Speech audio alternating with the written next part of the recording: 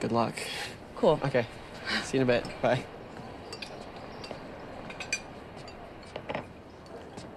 So I know I'm, like, on the clock, technically, for today, but I was just wondering if it'd be okay with you if I just hung out with that guy that I met here for a little.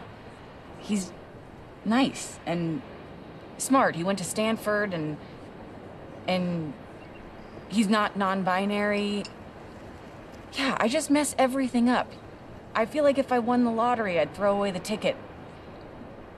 So I just feel like I should give him a chance, you know?